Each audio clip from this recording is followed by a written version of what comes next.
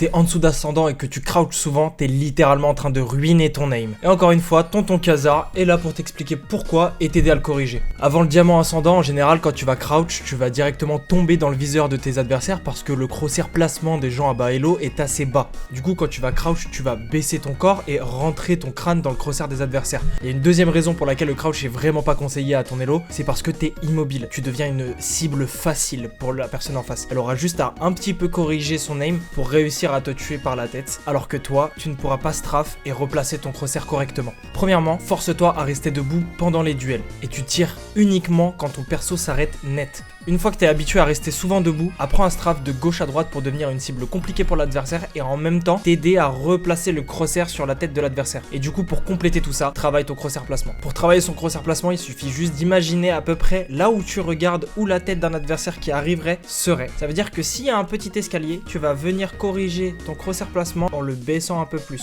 Le crouch, c'est pas interdit, ça devient juste un handicap quand tu l'utilises trop souvent. Dans quelle situation on va pouvoir crouch? C'est quand on sera déjà habitué à rester souvent debout et avoir un bon strafing et un bon crosshair placement, au cas où l'adversaire en face crouch, pour juste redescendre ton crosshair sur sa tête. Et le deuxième cas où tu vas pouvoir crouch, c'est à partir d'ascendant environ. Quand tu vas tenir une ligne, tu vas pouvoir casser le crosshair placement justement de l'adversaire qui est censé être bon au niveau de ta tête en venant t'accroupir et en le baissant. Si t'as envie d'apprendre à savoir comment strafe, j'en parlerai dans ma prochaine vidéo qui va parler des mouvements. Sur ce, passe une excellente soirée.